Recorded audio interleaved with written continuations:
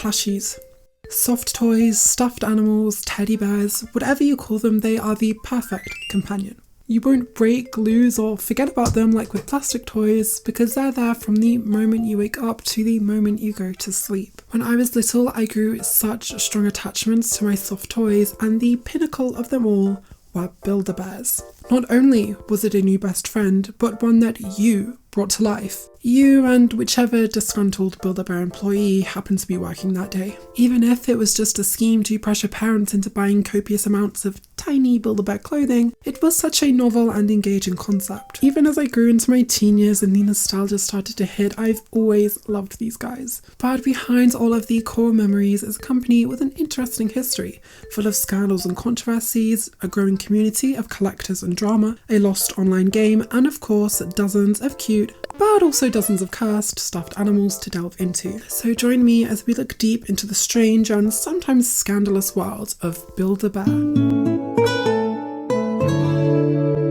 The Build-A-Bear company was founded by Maxine Clark in 1997. Since 1971, she'd had decades of experience in the retail world, with her career going into becoming president of a footwear company, Payless Shoe Source, in 1992. But she shortly left the company in 1996 after feeling like the retail world had lost its spark, wanting to pursue her own new and creative endeavours. Clark had always been interested in marketing to children and wanting to create something that would invoke the same engaging experiences she'd had when shopping at a younger age. She claims the inspiration behind the idea for bears came from a shopping trip with one of her good friends and their children who were Beanie Baby collectors. And after proposing a few different ideas to a group of children, bears were decided as the most popular and profitable. Clark used $750,000 of her own savings to develop the concept, and the first Build-A-Bear store opened in a mall in Missouri in 1997 to an overwhelming success, with sales exceeding expectations. Some of the first ever bears included the Curly Bear,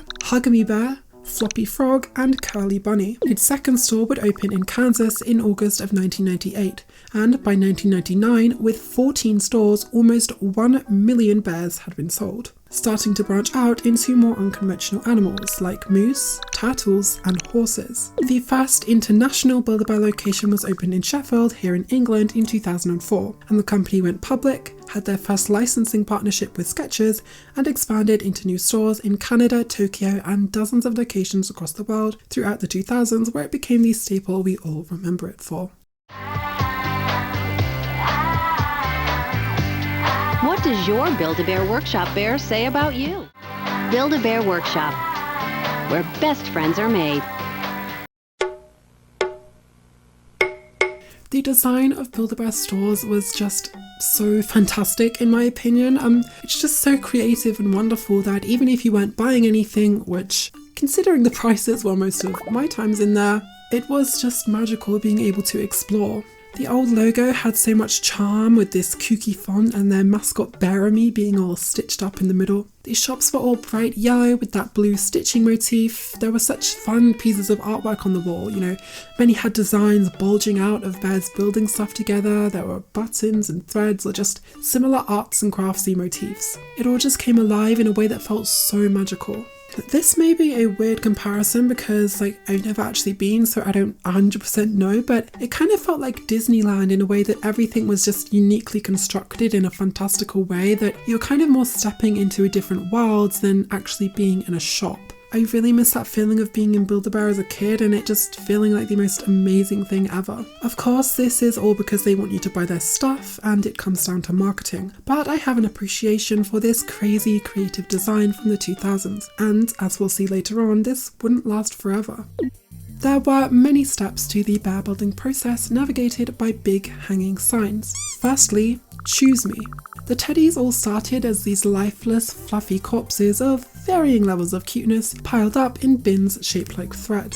The next step was Hear Me, where you could record or choose a pre-recorded sound to put a voice box inside your bear. This was one of the many personable, purchasable add-ons that made the company so popular, with not only children creating a new friend, but with adults who could use them as memorials or sentimental gifts. And then Stuff Me, the core experience of building a bear, where one of the store's employees would take you through the stuffing ritual, pumping your bear into the huge machines of fluff and bringing it to life by making a wish and placing a little felt heart inside its back before being stitched up. The stores would also often include little bathtub decorations or stations where you could feel like you're cleaning and brushing up your pet. And then, of course, Dress Me.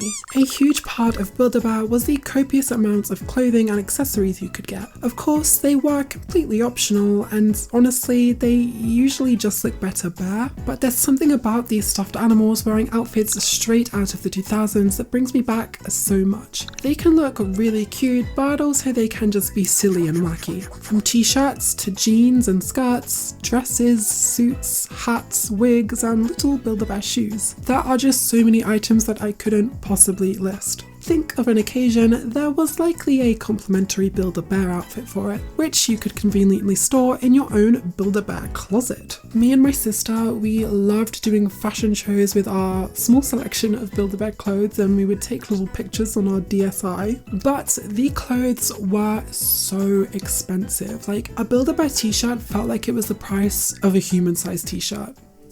If you weren't buying from the store itself though, the Build-A-Bear website was a fun and lively experience full of character and style. And if you weren't browsing through bears and clothing or reading all about how amazing a Build-A-Bear birthday party would have been and wanting to beg your parents for one, there was even a variety of online flash games to play, and this art style is so nostalgic to me. I may have wasted a little too much time playing these for this video, but I guess they're designed as time wasters anyway.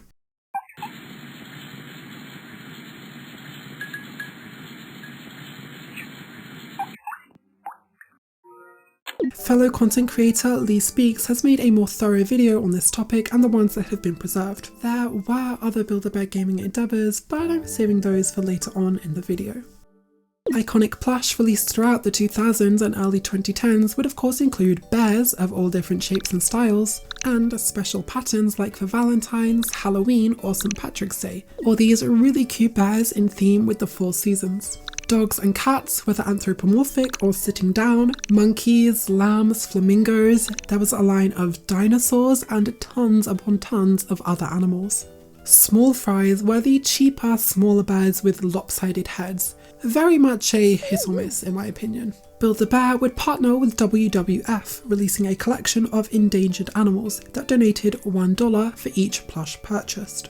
Bunnies seem to be one of the most popular animals with a multitude of different variants and styles, but by far the most popular of them was this little bunny called Paulette Coiffure by Build-A-Bear in official branding and tie-ins. In general, something about the older bears just feels really friend-shaped, like they just look comforting. Build-A-Bear couldn't build their empire alone though, because the mid-2000s saw the introduction of licensed Build-A-Bears. Yes, a huge portion of their catalogue would involve popular characters from cartoons, movies, books and games. From Mickey Mouse to Shrek to Smurfs, Minions, Elmo, and even then we're only scratching the surface. I personally dislike a lot of these licensed bears based on principle alone. When typing in your little details on the bear's personalised birth certificate, what are you supposed to name your Cat in the Hat licensed bear?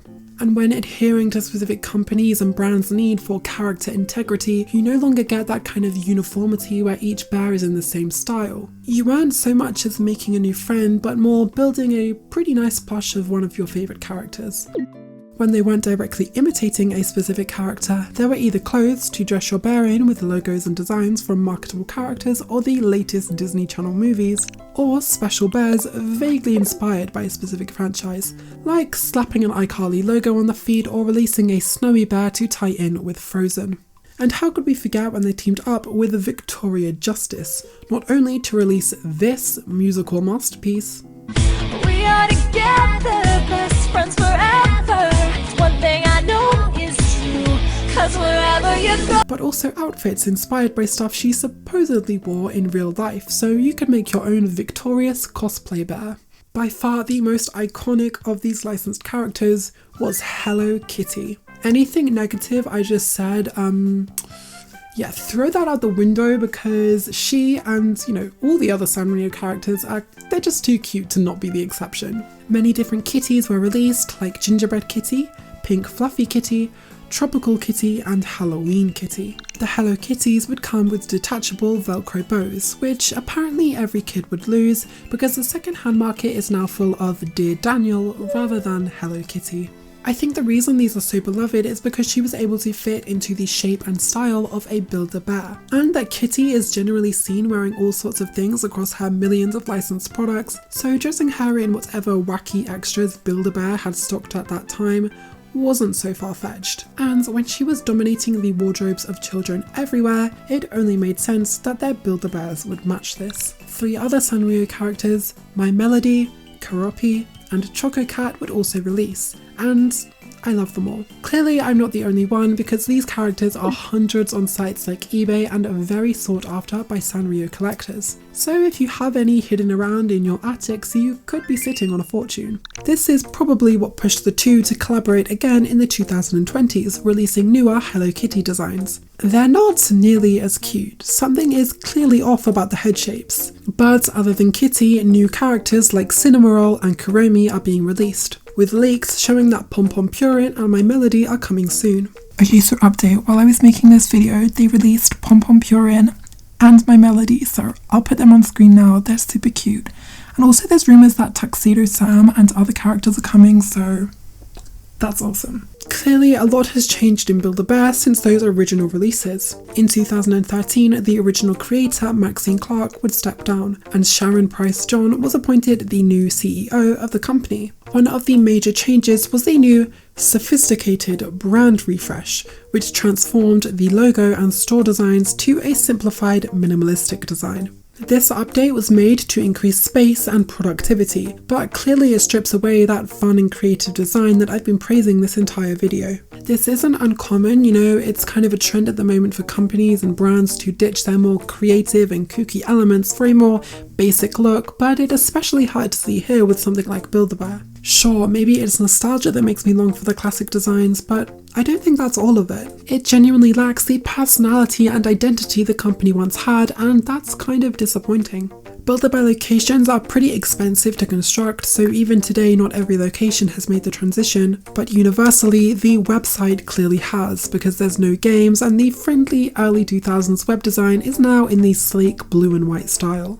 Towards the 2010s, they would begin introducing more colourful and outlandish designs with sparkles and glitter or embroidered eyes. Many bears still have that cozy nostalgic style, but there's clearly a shift in design to appeal to a more 2020s audience. Newer licenses would include Star Wars, My Little Pony, Marvel, Pokemon, Finding Nemo, which are just incredibly cast, La La Loopsy, Angry Birds, and many, many more. In 2018, they launched a new line of bears in a kawaii style under a sub-brand Kaboo.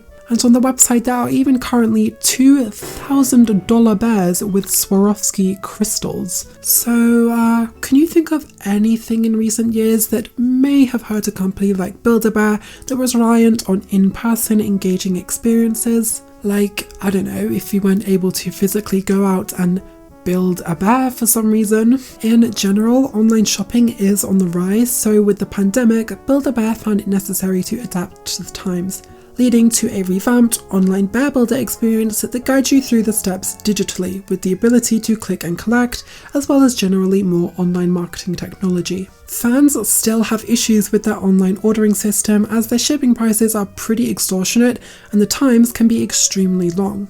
That and the fact they don't seem to have adequate stock of popular characters like Cinnamoroll. But in all, after steep losses during the early pandemic, recent years have seen a rise in Build-A-Bear popularity. Last year, 2022, ended up being the most profitable fiscal year in the company's history. I think social media has played a pretty big part in this new success. Going to Build-A-Bear as a teen or young adult is something fun that a lot of people seem to be engaging with more.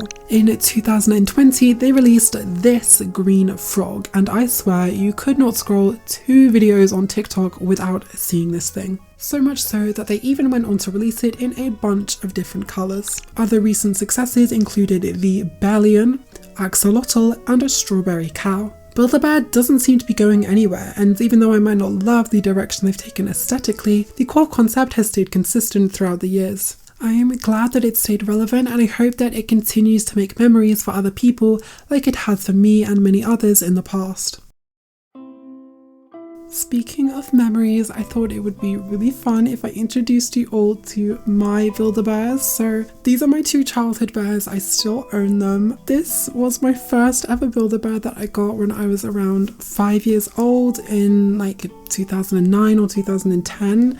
Me and my sister both got our first Build-A-Bears at the exact same time. There are so many photos of me in childhood holding this bear. We would take them everywhere. He does smell a bit, honestly, I'm gonna be honest. Don't think he's seen a wash. I still have his birth certificate from all these years. I'll probably put a picture on screen, I don't have it with me now. My second Build-A-Bear was a Dalmatian. I was never really a dog person, so I don't know why they're both dogs, but these are just the two bears that I chose. I specifically dressed her up in this specific outfit because this is the exact outfit that she would always wear. I think her little tongue sticking out is so funny and goofy. I got them out just for this video because I thought, you know, we're all about nostalgia, and to share some of my own memories, I just think is really special. Now, most people probably stopped there, but apparently I didn't get that memo. Although honestly, like I said, I do think a lot of people are getting Build-A-Bears in their like teenage years now. So I got these two bears as a teenager in around, this one was 2019 and this one was 2021. Clearly these guys are a little bit more naked because I just couldn't afford clothes. When they're just basic teddy bears like this, I think just being blank is kind of cute. These guys certainly have been loved. I'll insert a picture of what he looked like when I first bought him. He's very matted because they've had a lot of love, and you know, I think they're really cozy. This one, he is called Otis. He used to smell of bubblegum. Moving on, of course I had to conduct some esteemed research for this video. Yeah, maybe I don't deserve adult money. I actually bought her secondhand because they don't sell this design anymore, and I really wanted to buy some Build-A-Bear clothes for her to, you know, relive that. These are also secondhand. Just look at how cute that is. She is my new child. I have named her Ivy. When I research things for videos, I tend to get really interested in that topic and I just want to buy a bunch of stuff, so this was my way of letting that out. Now, I do actually have two other Build-A-Bears, but in my head, I don't really process those as Build-A-Bears, but I will get onto those later in the video as they are important to another segment. So far, I've spoken of mostly positive memories surrounding Build-A-Bear, but there is certainly more that brews under the surface. Think of the following section as somewhat of a Build-A-Bear iceberg, except it's not an iceberg. I'm just going to be kind of going over notable events and scandals in the company's history, and then oddities within the community.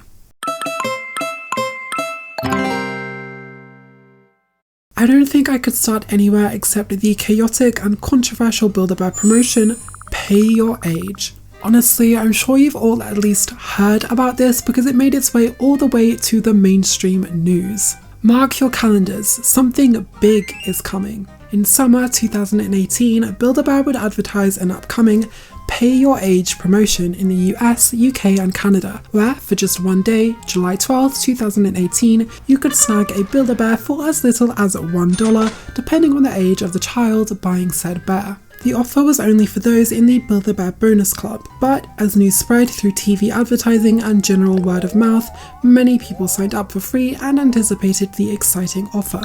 Now, if you're in the dark, you may be thinking, what's so bad about an innocent promotion that blesses children around the world with a new best friend at such an affordable price? Unfortunately, there are only so many best friends to go around, and clearly not enough for the lines full of hundreds of frustrated parents, screaming children, and families who had been waiting for hours. So much so that malls across the world became dangerously crowded on that oh so chaotic day. It became carnage. People bickered and argued amongst each other, complained at Build-A-Bear themselves, and generally created an unsafe environment. So much so that Build-A-Bear would release an urgent alert before the day was even over, announcing that they wouldn't be accepting any further guests and closing their lines. But of course, this wasn't enough. People had been waiting for hours and potentially driven for hours, and would be damned if they didn't get that bear for that oh so sweet price. So complaints just kept coming. This did not create a good look for Build-A-Bear,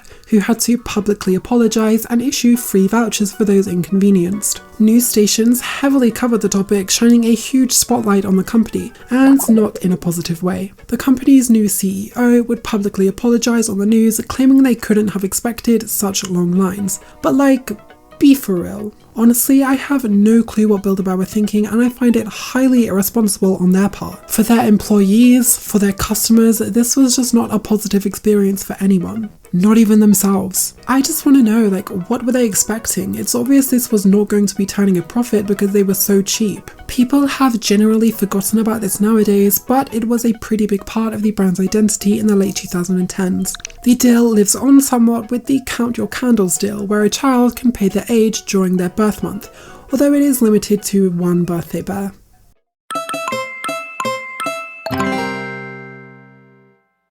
When thinking of Build-A-Bear, you may think it's a distinctly original idea, something nobody else had thought of. Well, let me introduce you to the Basic Brown Bear Factory. They had been selling handmade, do-it-yourself bears in its few locations across San Francisco and Minneapolis since 1985, before Build-A-Bear. In fact, in 1997, Maxine Clark had actually offered to buy Basic Brown Bears before opening up her own store. So truly, the origins I told you about earlier may be more glorified compared to what really went down. Fast forward to 1999, as Build-A-Bear are enjoying their upcoming success, they threaten to sue two of its competitors on the basis of violating its trademarks and copyright. One of these was Friends to Be Made, which arguably was cashing in on Build-A-Bear's success on buildable, personalized plush. The concept of Friends to Be Made was more about soft dolls instead of animals, with an early 2000s kind of Claire's or Justice vibe to it. The CEO argued that the designs of the two stores were significantly different and that Build-A-Bear was simply trying to wipe out competition. Among the others that they threatened was Basic Brown Bear. Now, I am not a lawyer, so I truly don't understand how any of this really works. But like, surely that's not. The owners of the store have expressed their upset about this and would even try to countersue, as Clark had clearly tried to buy out the company before. She was accused of using this proposed deal as a way to snatch up confidential information. Eventually, the lawsuit was settled with a payment and confidentiality agreement. But it's interesting to look at this and wonder, was Build-A-Bear built on a lie? I don't think we'll ever truly know. We often credit Build-A-Bear Workshop as the originators of this make-your-own toy concept, even I'm guilty of that in this video. But maybe we should just acknowledge that despite what we love about it, they don't own this idea and they didn't even necessarily create it.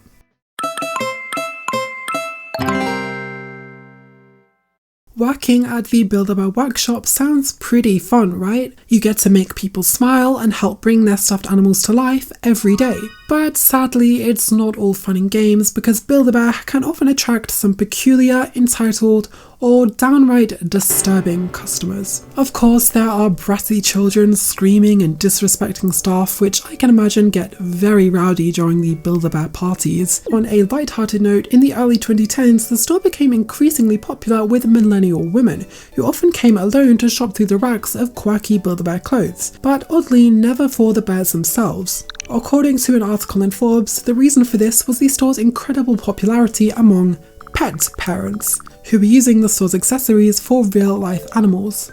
And I don't know, I just thought that was kind of sweet. Okay, so I love My Little Pony, right?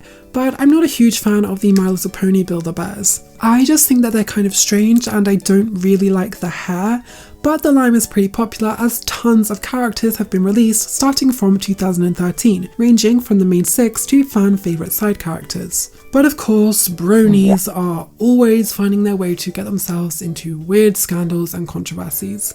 You know, unfortunately, there is a certain type of brony who, you know, they really like those ponies. According to a TikToker, she had multiple experiences working at Build-A-Bear where she'd be asked not to stitch up the back of their ponies completely to kind of leave a small gap. I don't feel like explaining this or why it's inappropriate. I think you get it.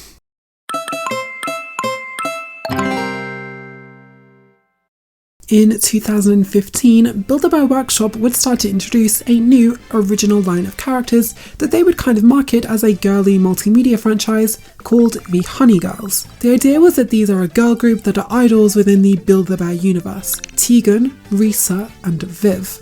Honestly, I think these designs are kind of hideous, a little too colourful for me, but I guess they're going for that glitzy Nickelodeon energy. To promote these girls, they would have their own animated shorts and music videos, an interactive mobile app with a music video maker, memory games and selfie activity, and they would feature on this little YouTube web show called Bearville Alive that was all about Build-A-Bear news. The biggest scandal here, besides them being kind of ugly, is that Honey Girls was also a name given to an adult site. So in 2019, Build-A-Bear opens up their own production company, Build-A-Bear Entertainment, with their first movie being a live-action Honey Girls adaptation that released in 2021. Film centres around a talent competition hosted by singer Ashanti, but the three young girls that are in the competition realise they work better as a group and form this secret band called the Honey Girls to live out their viral pop star dreams. Now, I did not have the time to watch this film in its entirety. Instead, I used the grand total of 78 Letterboxd reviews to do my research. And I don't think that bears or stuffed animals of any kind are particularly relevant to this film, just that when performing, the girls wear these cat ears or animal masks, but also the characters don't have the same names as the bears, so I'm sure this was a harmless and silly, sparkly, low-budget movie that the girls watching now will look back at in 10 years, remembering the Kids Bop performances and thinking, that was a thing that existed apparently.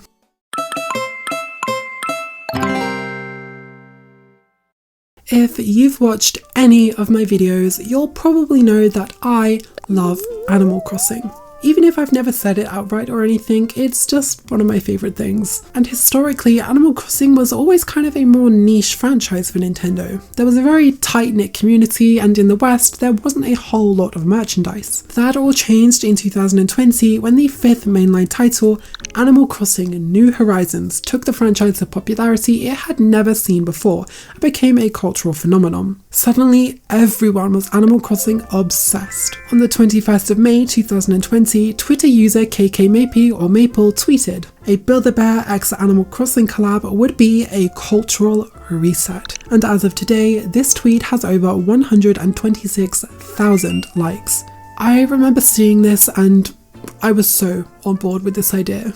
Build-A-Bear themselves would soon reply with, "Wow, we're taking notes." And the community went ham with ideas about their favourite villagers and special characters going through the personal Build-A-Bear process. Speculation would continue until March 10th, 2021, where they would officially announce a collaboration to be coming soon. Everyone was so excited. I remember everyone had crazy predictions about which villagers would come because it was found that if you searched specific keywords or characters into the Build-A-Bear website, the Animal Crossing promotional screen would come up. In early April, they would officially reveal the new line. We're so excited we could finally share the arrival of Isabelle and Tom Nook as the first launch of our Animal Crossing New Horizons collection. A new character will be arriving this summer. Stay tuned. They were really cute and it made sense for the faces of the franchise to be there. But people were a little disappointed when it turned out to be such a limited selection. Initially, they released exclusively online with a really convoluted system with an online queue that was hours long on the launch day. This kind of curated rarity meant that scalpers would get their hands on them, and they were kind of difficult to find in the early days. The third and final character release would end up being KK Slider, with Tom Nook and Isabelle getting winter variants. Ta-da! This is what I was mentioning earlier when I said that there were other Build-A-Bears that I had to show. I am aware that I did go on a huge rant about personally not liking licensed characters, but I just think these are really cute. They're definitely the best Animal Crossing plushies out there, so I'm just really happy to own them. I chose the winter variants just because I think they're a lot cuter and they kind of feel more Animal Crossing-ish. The weird thing about these is that I think because of Nintendo and their weird things about character integrity or other licensing issues, Build-A-Bear weren't allowed to release these naked, which that's usually the whole point. You get to kind of dress them up and choose how you want to customize them according to, either your budget or your personal preferences. These were released with the entire outfit attached. It's just weird and it sucks that you can't get the alternate outfits separately. You have to buy a whole nother bear. The third character, who I don't have, is KK, and he's literally naked anyway, so this was definitely a confusing series of events up to release, but after all, I really love these guys.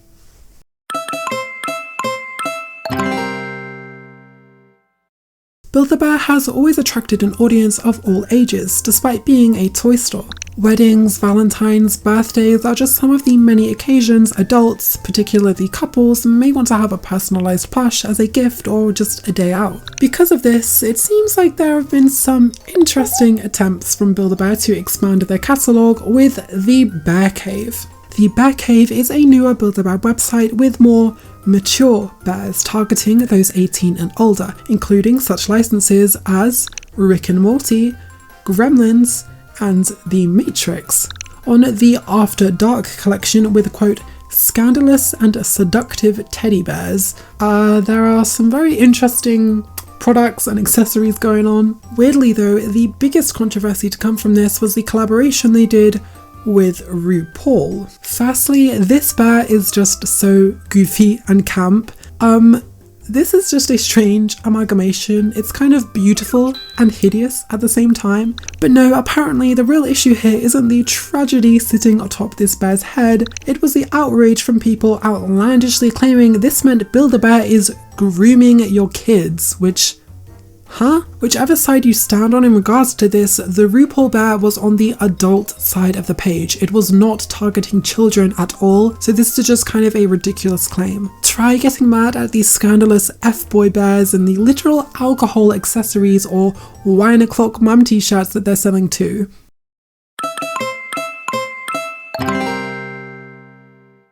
Groups of those who collect Build-A-Bears have been growing exponentially in the last few years on social media like TikTok, Reddit and Discord. There are tons of creative people making unboxings, sharing their collections and outfits, creating unique social media accounts for their bears, and sharing their love, whether that's for nostalgia or simply because they're cute. The resale market is pretty inexpensive on sites like eBay outside of specific limited releases and, of course, the Sanrio bears. There are plenty of buy, sell and trade groups on places like Facebook. And a really interesting part of the community is those that customize their Build-A-Bears, whether that be simply by making unique clothes or completely transforming a plush, for example using Cinnamoroll as a base to create his friend Mocha, or using unique colours for frogs or lambs through dye, sewing a rabbit into a mouse, which is more adorable than it needs to be. People have turned Build-A-Bears into backpacks or crossbody bags in an iconic fashion statement, or even channeled Sid from Toy Story to create odd hybrids known as Frankenbears by combining aspects of two or more plush into one to create a unique bear. For example, a two-headed bear,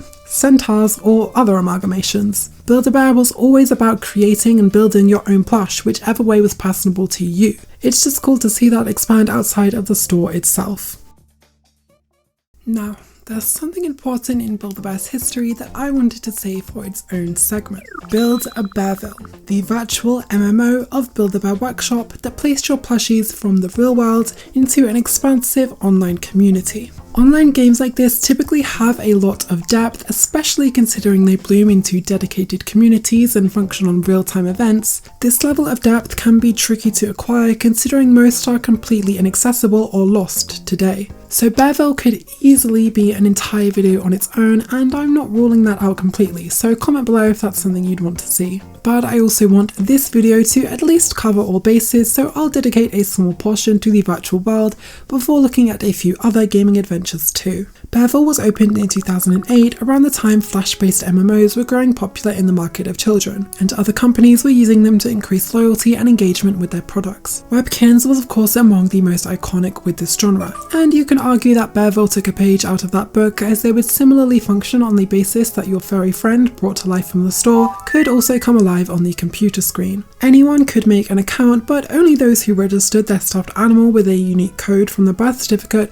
would get the complete benefits. And in 2009, they would introduce the typical paid membership system for $40 a year. I remember playing this game, but not to the level of addiction that other online games held me in. The art style and aesthetic is very familiar and nostalgic though. It's pretty recognisable as Build-A-Bear themed. Seeing the digital world they all lived in and how different plush you'd spotted at the store would look in this kind of silly art style was a lot of the fun. This even included some licensed characters, so a pumpkin kitty could party it up with Rainbow Dash, the Grinch, and even Sid the Sloth. One of the silliest and most memorable features from this game was its soundtrack. And I don't just mean it had catchy background music, there was also an entire menu where you could pick from originally recorded Build-A-Bear pop songs, like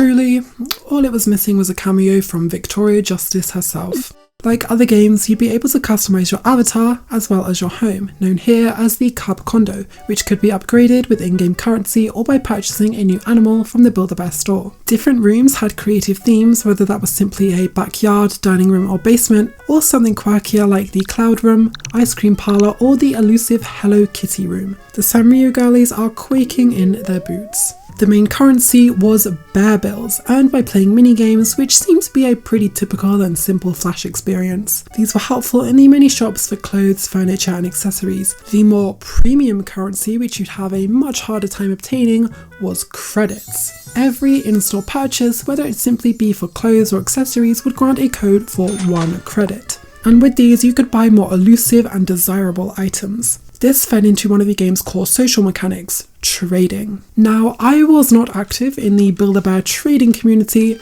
but as a past animal jammer, I know firsthand how chaotic and cutthroat these kind of online communities can become. I'm not quite sure if the culture was as extreme or integral to the gameplay as Animal Jam, but there were certainly items that would be more rare and sought after than others, and subsequently people manipulating the system and scamming others out of their rares. Outside of social elements, quests were short missions to promote new bears releasing to the workshop. They would send you on back and forths across the map to find specific items. There's so much to talk about with Bearville that goes deeper than what I've just said. And I really want to make more videos on these kind of online worlds and their culture in the future, so just let me know if you'd be interested in a full video on this topic. Unfortunately, it wouldn't last forever as it prematurely shut down in May 2015. I can't find a definitive reason why the shutdown even happened. It was possibly to focus more on mobile cross-promotion, or maybe Bearville servers were just too costly to maintain for little reward in terms of monetary sales. As with any online community, dedicated fans were upset and called for the game to return with the classic change.org petition, but it was no use. There is an ongoing attempt from fans to revive the site in a rewritten project. As of now, you can download their demo to get a kind of feel for the controls, but with no account creator or online elements, it's not quite the same. 2 minigames, Run Further Stuffing and the Friendship Photo Safari, are playable, but it's all still a work in progress, so check out their Discord if you feel like it's something you could be interested in. If you want to fill the void left by Bearville, there is another way you can have a virtual Build-A-Bear video game experience. In 2007 and 2008, they collaborated with Nico Entertainment and the Game Factory to produce tie-in games for the Nintendo DS and Wii respectively. I decided to take a journey through Build-A-Bear, a friend for all seasons. The game's titular bear building portion was unfortunately a little disappointing. You merely get to choose from a wall of generic animals, like a bear, cat, dog and monkey, without the stuffing process or heart ceremony. They were admittedly very friend-shaped, but the collection of sounds you get to choose are terrifying. Like genuinely, what is that? Instead, this game is all about the adventure as your newly dressed fairy friend boards the Friendship, traversing multiple islands based on the seasons to reach the palace for a party at the very end. Wow, if I had a nickel for every time I talked about a 2000s franchise and its subsequent cheap shovelware tie-in that's levels are based on the 4 seasons recently on this channel, I'd have 2 nickels, which isn't a lot, but it's weird that happened twice. The first location was the Happy Harvest Island, which was kind of like if you were to order Maple Treeway from AliExpress.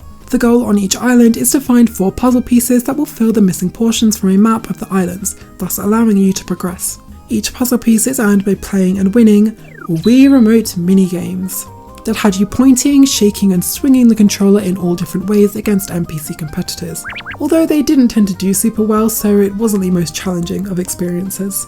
Playing different games and exploring hidden secrets would unveil new accessories and even outfits. To purchase them, you would go over to the workshop and trade in your medals, the currency similarly earned through general gameplay. It's a shame that the outfits are pre-selected and you can't mix and match different pieces. The customization isn't super expandable and not entirely necessary. Sure, you want to look good for your party with Paulette and Beremy, but there isn't other children interacting online who will discriminate against you if you don't have cool clothes or aren't a premium membership. In general, this is the only reason it needed to be branded a Build-a-Bear game. The majority of gameplay was applicable to whatever other generic shovelware.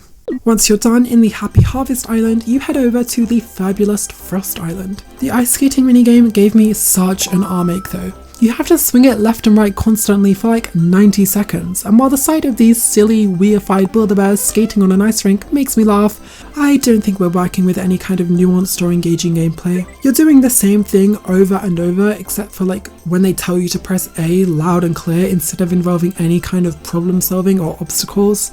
But like, at the end of the day, this was obviously for kids. The snowball rolling minigame was my personal favourite just for the animations. They are so silly. The next island, the Berry Bloom Island, looks straight out of Fairytopia.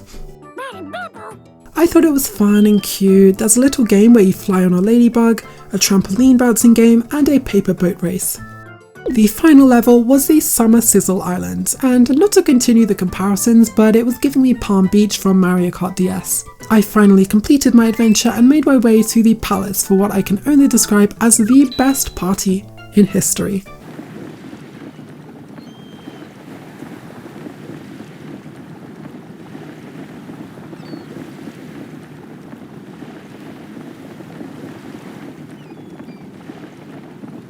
I was seriously grinning at these silly dance moves. It's best not to take these licensed games too seriously, even if, this isn't the greatest thing out there. In terms of its DS counterpart, it was a lot better as a substitute for actually building a bear. The process was very cute, as you even stuff your bear and stitch it all up. Maybe the developers were betting on children not getting much further than that and giving up on the game, as the gameplay afterwards leaves a lot to be desired. In 2010, both games would even get sequels in Welcome to Hugsville and Friendship Valley. Nowadays, there's no virtual MMO, no console games, not even a mobile game. Official Roblox tycoons are apparently the big new thing for companies to be promoting their products with. But at least Build-a-Bear is still out there thriving. And that is the end of the video. If you enjoyed it, make sure to leave a like, and if you want me to unlock more childhood memories, then make sure you subscribe and click the notification bell so that you'll never miss another upload. I'm interested to hear other people's experiences with Build-a-Bear, so if you ever had a Build-a-Bear or you played Build-a-Bearville, then let me know in the comments. I'm really excited.